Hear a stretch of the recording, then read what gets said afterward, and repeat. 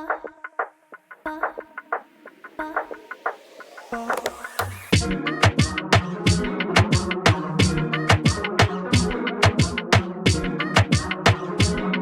to another episode of Emotional Nightmares. My name is Tyler. I'm Nicole. And on today's episode, we're going to dive a little bit into growing up in the system, what that looks like, what that feels like. So we have a special guest with us today. His name is Bobby. So Bobby, first off, you want to introduce yourself to the people? I'm Bobby. I know it's an awkward question. From Franklin, PA. I'm 21. I just dealt with a lot of different situations and that a lot of younger kids don't really grow up with or have to deal with at a younger age. Right on. All right, so let's start with the situations, right? So growing up, right? Yeah. Growing up, and let's talk about the first time that you can remember things seem weird or they seem out of place. Probably whenever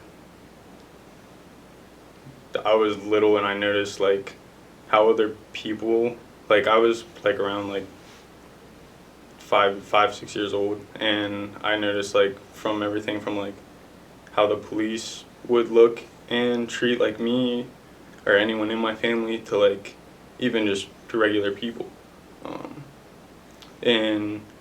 It was just like everyone basically looked at my family a certain way because of what they did. Okay. So, 5 years old. You're in a raid. Yeah. The first one I was in while I was 5, and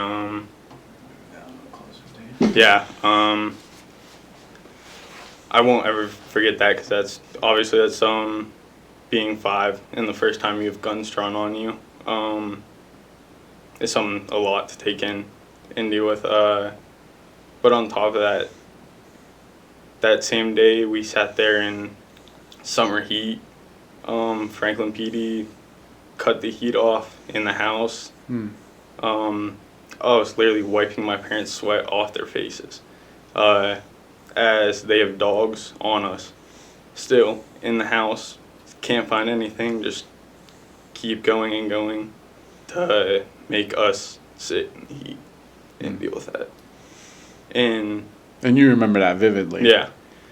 And being that young and noticing that, it's like you grow up and that's a figure, like the police is like someone you're supposed to trust and stuff, but seeing that, it's like you completely look at them as the enemy then. Right. So as a kid, they just kind of pushed you aside too. Yeah. Okay. So that was the first one you said? Yeah. Okay. So what happened after? Do you remember what happened after that? With you?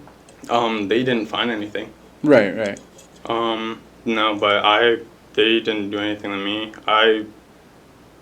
From as much as like my parents dealt with drugs and stuff like that, the one thing I will say is they definitely did a really good job on like separating us from being involved with it as much as they could. I love your mom. I love your mom. Your mom's awesome. She cracks me up. Every morning I get a text message from her with a daily devotion. Yeah. I love her to death. So, then she's definitely turned her life around, right? So, we'll make that clear now. But back then, I mean, I try to tell my kids, like, especially with having to deal with co-parenting the way that I have to, like, do you know what strange behavior is from an adult? Do you know what is actually your fault and what is not your fault? Because my kids think that a lot of the reasons that they get yelled at or do things is because they've done something wrong or it was like directly in their control, and it's like, no. An adult is choosing to yell at you and blame you for something that's out of your control, right? Yeah. And so, like, even as a 5-year-old in your first raid, right? Yeah. you're like, they didn't find nothing. And Yeah. it's still kind of, it seems difficult for you to talk about Yeah. that and whatever. Did you know what they were looking for?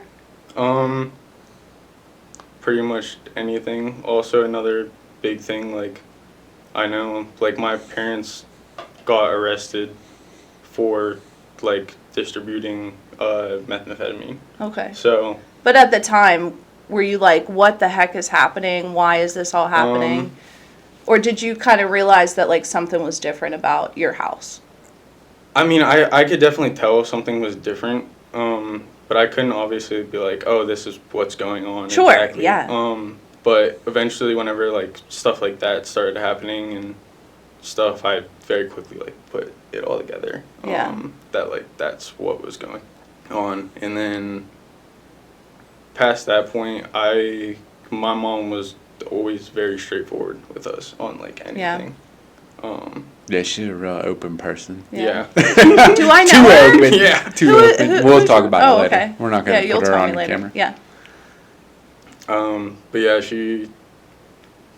and that's, like, another thing, like, we grew up really rough, and didn't really have much, but it's another thing, like, about, her and my dad, especially, like, they really tried, as much as they could Sure. to, like, do whatever they could for us, and sadly, not every parent's like that in those Right. situations. Yeah, absolutely. Unfortunately. No, I'll say, like, even watching your mom through her drug addiction, like, the love she had for you guys, like, for Yeah. man, she'd kill all of us in this room for you guys. It's crazy. Yeah. But, so this stuff's going on, right? So let's talk about entering the system, right? Because Yeah. I'm like this crooked ass system, right? You entered into this system, CYS and all that stuff. Yeah. How was that impacting your life? Like, how was that affecting you? It just really made me feel like more of, like, honestly, like, a reason of, like, like, looking down on myself even at that point of, like, oh, maybe this is why, like, the cops and other people treat us this way, like, but still, like, even then I never, like, really held myself back because of it. Right. But yeah, no, it was definitely a lot to deal with, and circumstances that most of the time I got in trouble for were just not going to school. And I didn't do that mainly just on the fact of growing up, I nonstop had to fight because my parents and what they were doing, how they were looked at, to, like, even having family members that were black and fighting, like, almost literally every day, and then expecting to go to school.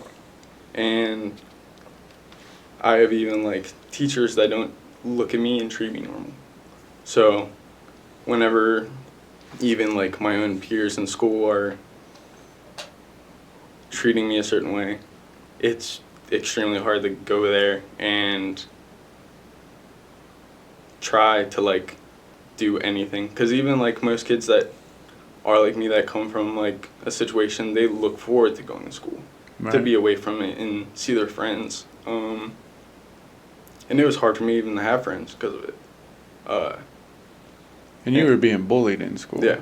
Right. And yeah, they would literally pick me out when I would go to the bathroom. And on top of that, there's a lot of points that they don't have cameras. So I would get picked out, and I'm already looked at as basically an issue. My family is too. So once I go and say something, they immediately look at me like I did something. Sure. So to backtrack, right? Yeah. So what I hear you saying, right, is you're being picked on. Yeah. You got all this wild stuff going on at home, right? Which is leading to people bullying you in school nonetheless. The school's blaming you for being bullied, which is wild. That's unfortunately, the thing, which cracks me up because our school district here has the anti-bullying act, but yet we'll get there. Yeah. We had to fight them in court over that. But so anyway, being picked on, you're telling them they're not believing you. Yeah. Right? Nobody else is believing you, right? Everybody else is just kind of, why aren't you doing this? Why aren't you doing this, right? What's going through your head at this time? Like, how are you handling this stuff emotionally? Because that's heavy, man. That's heavy. The biggest thing for me was I was honestly on, like, even I knew then that I was, like, right on the edge of, like, just flipping and not caring at all.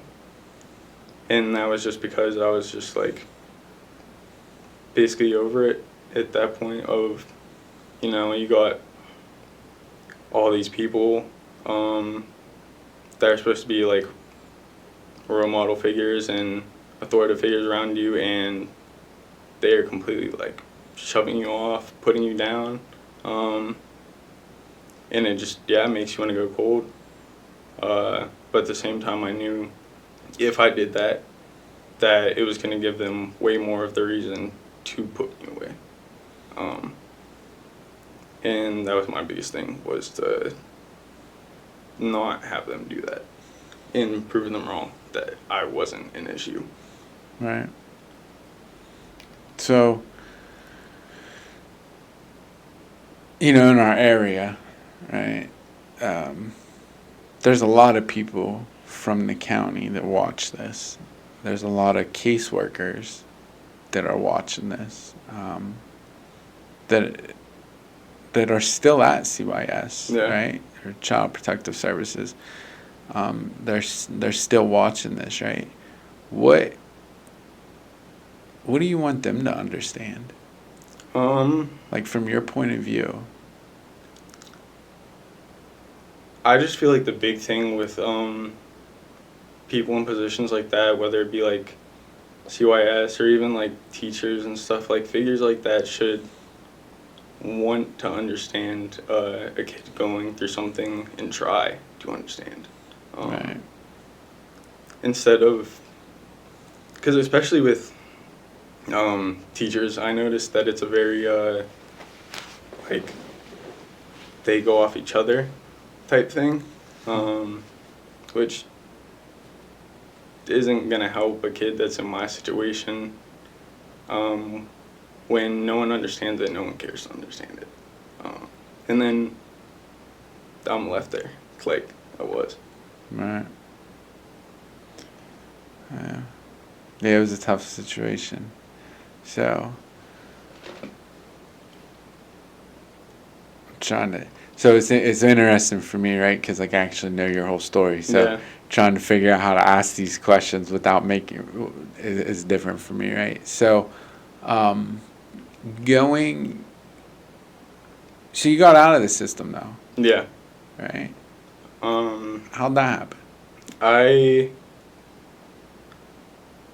So I was around 13 and they were about to throw me away. Didn't even trust to send me into another detention center in the state, really. And around that exact point is when my sister graduated college, and she just happened to like be able to offer to take me in, and people knew like she was a good influence for me. And luckily I was able to get a chance to go up and move out of the Franklin area and go to Erie and live with her. So when you moved in with sister, right? Yeah. And she didn't just graduate college; she became a nurse practitioner, right? Yeah. Yeah. She's very smart. She also, she graduated valedictorian too from Franklin. Yeah. So that's why, like, as soon as I brought up the fact that I would move in with her, people were like, "Oh, okay." Yeah. So when you moved in with her, though, you went to a whole new school. Yeah, Right. that was. So tell me what that's like, because here we are, right? You're in this situation where you're being bullied. You got all this stuff going on. You're not going to school in this area because, I mean, all the shit that's going on, right? So now you go to a new area. What was your mindset then? Like, what made you be like, I gotta do this? Well, one, I didn't have the same things to really worry about. I was able to really be like a kid. I mean, the most I probably dealt with like coming from there to there was like, was obviously like the environment change of like, I went from literally having nothing to being in school with kids that are like nephews of like professional athletes, or like their parents are doctors or this or that, like and that was different. But like also whenever I moved, the school obviously gets my paperwork, and they kind of treated me a little bit different at first, but once like they got to really like see I wasn't an issue, they didn't treat me like one. Right. And I was able to actually sit down and like focus on sports and do that. That's good. Unfortunately, this local area, I might get crucified for saying this, and that's okay. That's okay, right? I can only imagine what you're about to say. Well, you know, it's crazy because like I went to school in this area, right? And you didn't, but I didn't. This area is very much who are your parents, Yeah. and it's very much like I mean, my area was like that too. It was just like your graduating class was the size of one of my right. classrooms. So this is a small town, right? So it's very much like it's who you know around here, not what you know, Yeah. right? I remember facing the same things in the school, and what's crazy is like the Franklin School District, right? And I'll call them out by name because I don't. What are they gonna do, right? Oh my god. They've had so many lawsuits, and they have, I didn't know. and they've had so many people come at them for this shit, Really? right? Being bullied in school, I didn't know that. other crazy stuff, like really crazy stuff, where they blame the other person, right? Yeah. And like if you play sports in the school, Yeah. you're good, right? Yeah. Like The they're two options for sports that they have. Yep. Okay, Like if great. you can play, if you can Yeah. play, if you can throw a ball around, they Yeah. got you, right? And it's a shame because like I know this situation. So for everybody who doesn't know, now we'll kind of explain a little bit of the backstory, right? So I was the CYS caseworker, right? Involved with Bobby. That's how I know For his Bobby. family. Yeah. Right. Well, I came in. I was the very last one. The very last one. They had tons of them, and I just kind How of old came were in. you? 13. When Yeah. you stepped in, Yeah, 13? He was there when I got the chance to go and live with my sister. Yeah. Oh, really? Okay. And it was crazy, right? Because like we came in and was like, yo, like the kid's being bullied. Like, of course he doesn't want to go to school. Can we do like a cyber school, set something else up? Like, this is crazy. And like the school district's like, well, it's not real. Like, no, it's not real. It's not real. And we're like, yeah, but it is, right? And they're like, but it's not. And so we went back and forth with this argument. And it's crazy because had it have been somebody else's in the community's child, the school district would have came down on it. I know that for a fact because when I was in the school, right, I got in trouble for something I didn't even do because the other person's parents mattered more than what my mom did, right? Because my mom, she just here. You know what I mean? Like, she ain't doing, like, she's just here, part of the community. Same thing, right? So it's interesting, right? And that's kind of why we're doing this episode, is to bring awareness to these little fucking school districts, and not just like all throughout the country, right? Is like, Jesus, man. And then unfortunately, right? And like, and this is what I witnessed when I entered into your guys' life, and I already knew your mom from way back.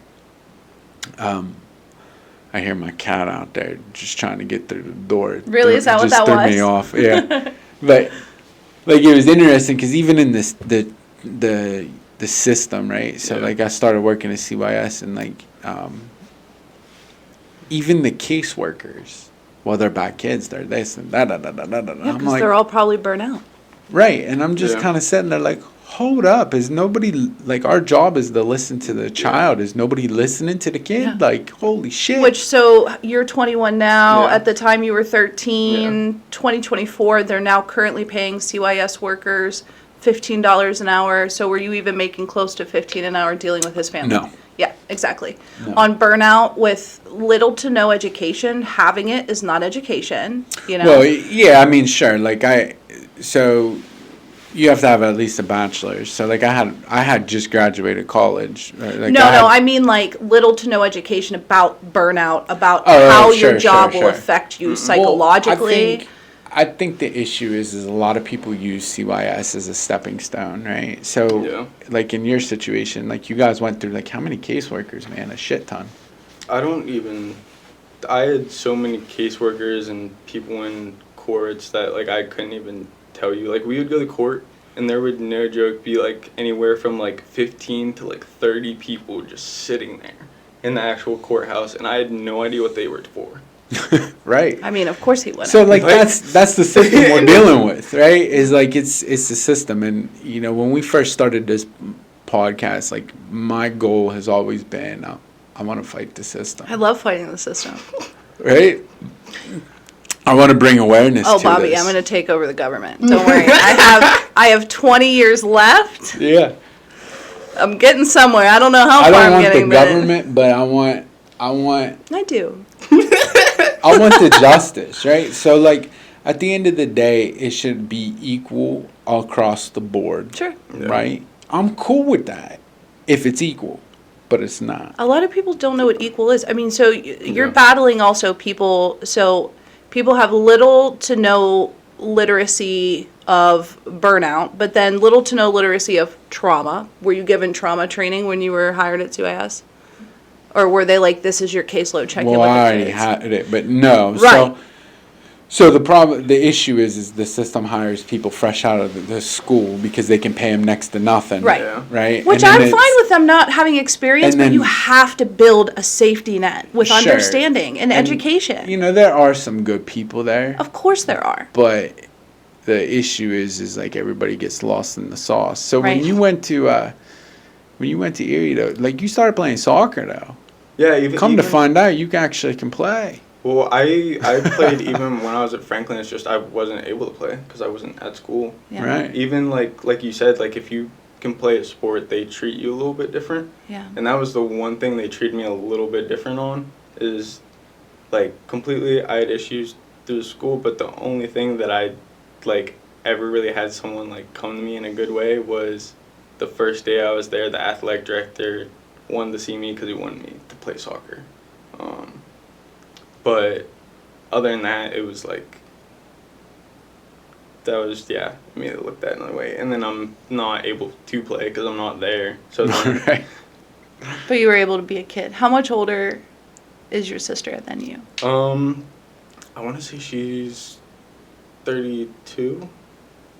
And then the closest sibling I have to me is my brother, and he's 29. Okay. So are you the baby then? Yeah. Yeah.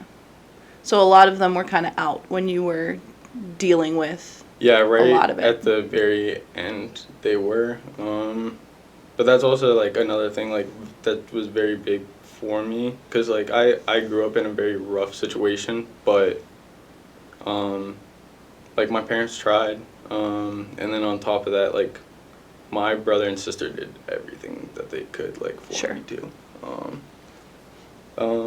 And that's what, like, the only real like discipline I even really had was from literally like my brother, like Mm-hmm. forcing me to like wake up, work out, like that's always how he's been. So that was really good for me. Did you play soccer in Erie? Yeah. How'd you do? I did really good until my knees pretty much like went out on me. That's what ended my soccer career too. Yeah, I was My knee. playing for Harbor Creek and also the Admirals Club. You were playing Cup? Yeah. I love the Admirals. They're a really great You're- team, actually. They're not a thing anymore. What? What, since COVID? My bird's Since on. around there, yeah. I was like, that's not Pickles, unless Pickles is now I- 8 foot tall. I was actually one of the like there like the last year is actually the Admirals because it got sold. Who bought it? The Cleveland like Select. Oh, Cleveland Select. Okay. Yeah. I played North Stars for nearly my entire life, and then I did ODB. Yeah. And then I was playing W&J, and my knee just went out, and that was it. Got a knee replacement at 16. Yeah, Ended my career. I mean, seriously, I was going somewhere. Yeah, we were going to like Adidas showcase events, and we were expected to win no matter where we went Yeah. in the U.S. And yeah, just one day I was in practice for high school, just doing a run. Already have some knee issues, and I heard one pop, and it didn't hurt. So I was like, oh, I'm good. This happens. So I'm just still going.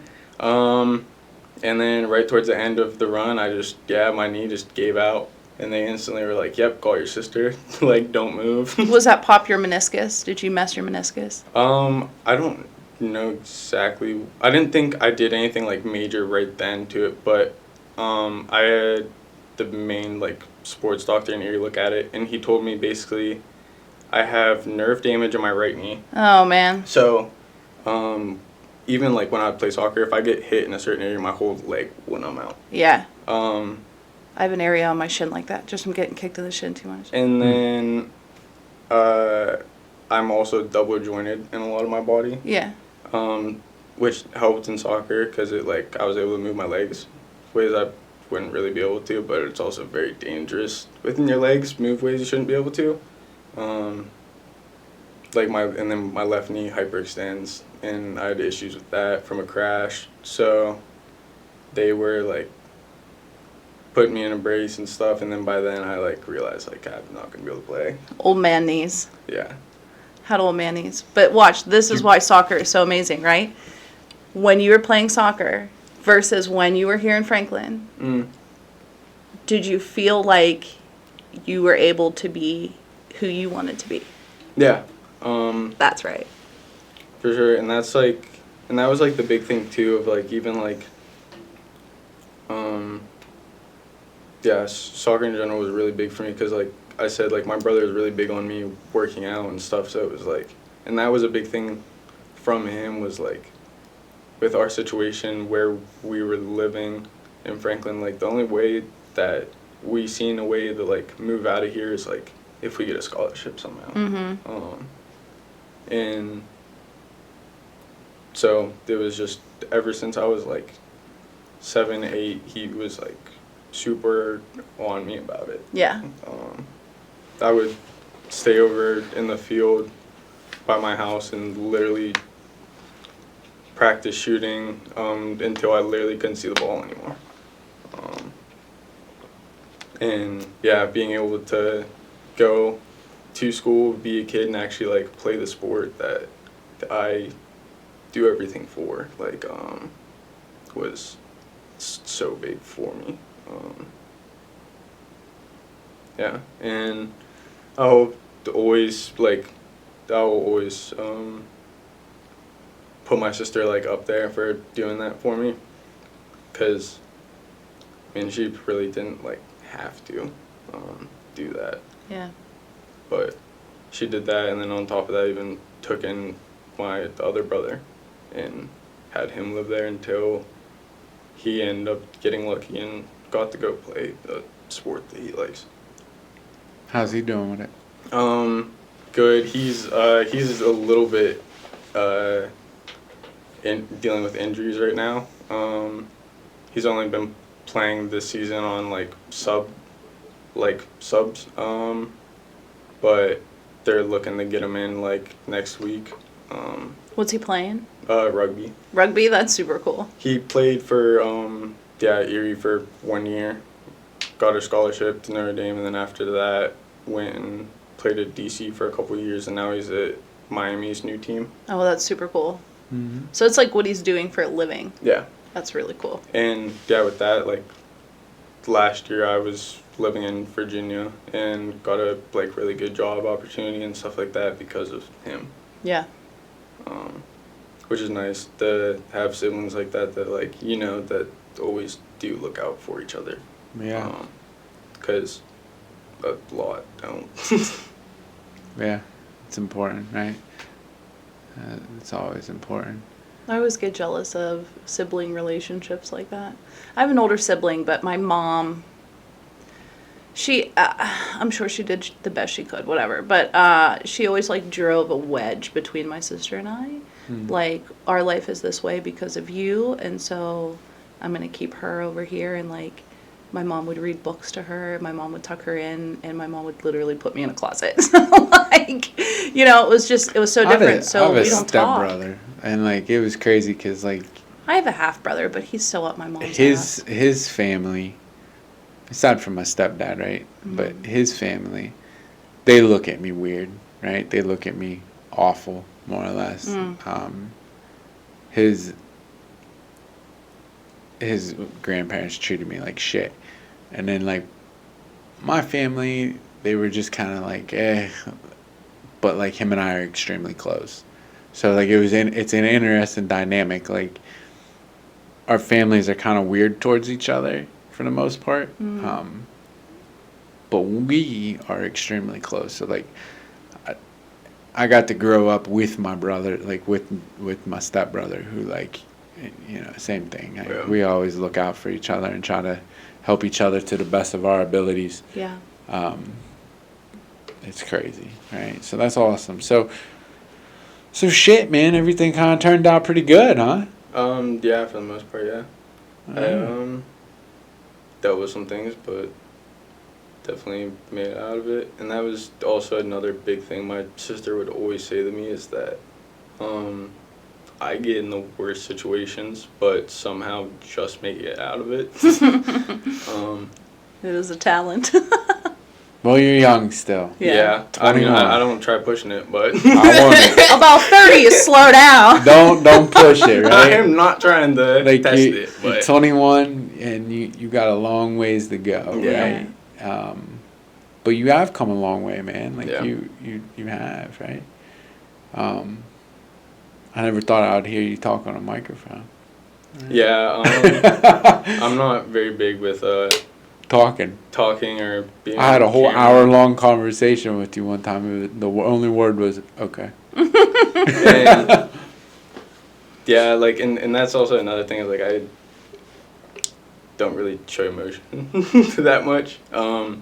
But yeah, no, I just wanted to come on here and really talk about that and how I grew up, because I think it's important that if another kid's out there realizes it's happening, not just to them. Also for people in authoritative positions to see what it's like for a kid like me to go and deal with that. And I think people like that should want to understand and actually help like kids out, not just for the money or as a stepping stone. Even though maybe I feel like to step in a job like that, you should have your heart right because it's ultimately affecting other people's lives. Absolutely. I don't think they're taught that. I don't think that they're ready. I don't think that they Yeah. understand. Depends And then on the they're college. there There's- for like 17 goddamn years, and then they're like, well, this kid. I think somewhere along the lines is people lose focus I on the couldn't fact. do it, though. I mean, I talk shit, but I couldn't do it. I think along the lines people lose the focus of just what you said, Right. of this is a kid's life, right? Yeah. I mean, that's kind of why I left that place, right? Like, I just had enough. I'm like, dude, like, these That's are why a lot of people's people- lives. Yeah. And, like, you're not, like, you see some fucked up shit, Yeah. right? From people that got no idea what they're doing, just, like, No playing with kids' clue. lives, Yeah. right? There is a program, though, that the Pennsylvania has, and that's Casa, Oh, yeah. right? Mm-hmm. I used to hate them. I did. I ain't gonna lie. I used to think they were just a nuisance, right? When I was a caseworker, and then there was this girl, and God rest her soul, she passed away. Her name is Cinnamon. Love her to death, right? But at first I was like, who's this girl? Until she sat down and explained what Casa is. And I ended up like going on the board for a little bit, but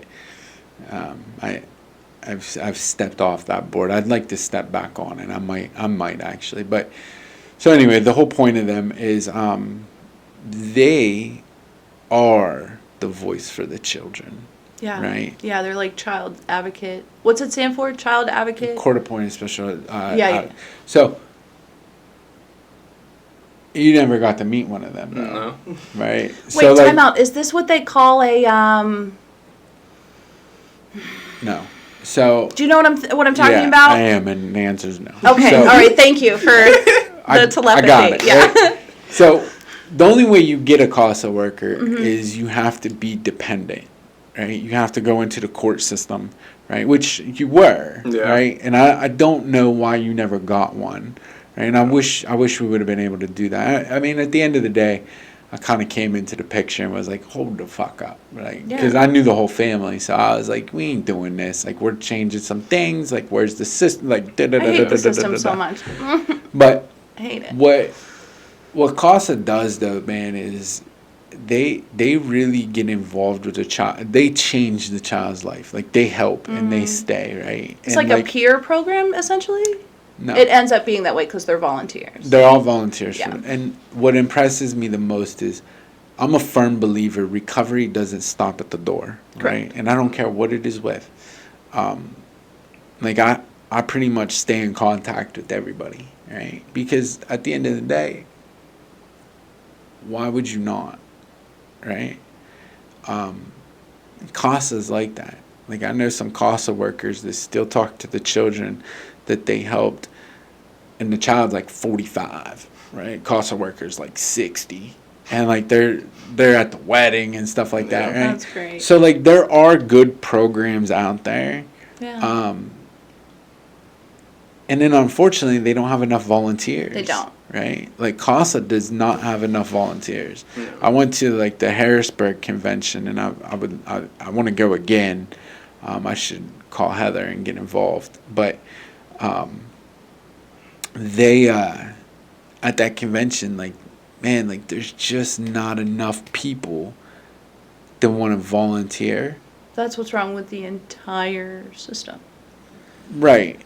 So that's the issue, right? Right. Is because everybody nowadays looks at it like it's not my problem. Right. Right. Yeah. And then unfortunately, like, you suffer.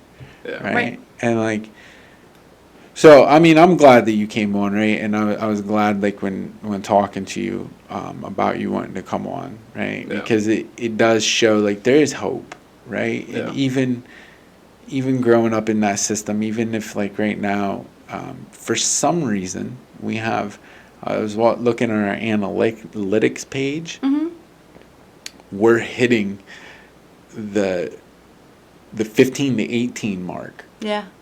Like, apparently they're watching us, right? Which I mean, I don't recommend, because I mean, like I'm okay with I'll it, say though. some wild shit, I right? mean, yes. But Still do your own research, but so that's important though, right? Because like that's why I wanted to bring you on too, is because like according to our analytics, like we have that age bracket, and you're roughly around that age bracket, Yeah. and I want them to know, Yeah. like, man, if you're going through some shit, yeah. there's people out there that can Yeah. help, right? I don't know, man. I'm definitely proud of you. Graduated. You got to play soccer. More than I did. Yeah, you graduated. You got to play soccer. You went to Erie. Like wasn't missing school. You got CYS out of your life. They didn't have to come back into the mix. Yeah. Like, you didn't get arrested. You didn't end up in the system yourself. Like, you know what I mean? Like I'm very proud of you, man. Like, you've come a long way from wanting to sit around and eat chicken nuggets and not go to school. Right? It's fair. Do you still eat Sheetz food all the time? Oh, That was the only thing you'd eat. Even in Virginia, there's little towns down there that have Sheetz. They have Sheetz? Yeah. In Virginia? Yeah. Wow, Sheetz coming up in life. You can go in little towns in Virginia and there will be a Sheetz. Your mom, I remember, I'm like, well, let's just get him something to eat. Your mom, he only eats Sheetz. I gotta go to Sheetz. And, like, God love her, she would. Right, she would. She walked through hell for you guys, man. She's an awesome lady. But yeah, man, I'm super proud of you. Thank you. So it's awesome to see. Awesome to see. He's got more things to be doing. Yeah. Places to go. People. To Hopefully, right? Hopefully, our God willing, we'll still be here in 5 years on YouTube, right? I would like that. Every day it changes. Nah, we'll be here in 5. Yeah. We'll still be here. So make it a goal that in 5 years I want you to come back and talk to us again. Yeah. And tell us, like, man, this is where I've been in 5 years. We'll re-edit the episode, put it together. We'll just have them on once a year. I keep smacking this. Yeah, it's because you can't fix your voice tone. We have to put a special microphone to quiet you. I am a pterodactyl by birth. Okay, I was born this way. Okay, It's all right, man. It's all right. So. I've come to like all parts of me. So. All right, brother. Well, I appreciate you coming on. Appreciate having me. Absolutely. Nicole, you got anything you want to end with? Keep happy hour happy. All right. Well, listen again, man. You guys could be anywhere in the world today. For some reason, you have decided to stick it out with us. I don't know how long this was, but Yeah, I didn't look at the entire time. you decided to stick it out with us. We appreciate you for listening. We appreciate you more when you subscribe. And we appreciate you 10 times more when you subscribe, share, and like. That was the very best radio voice I've ever heard you have. So, yeah, man, keep listening. Check out next week's episode every Monday, 7 o'clock. We appreciate it. Thank you for watching.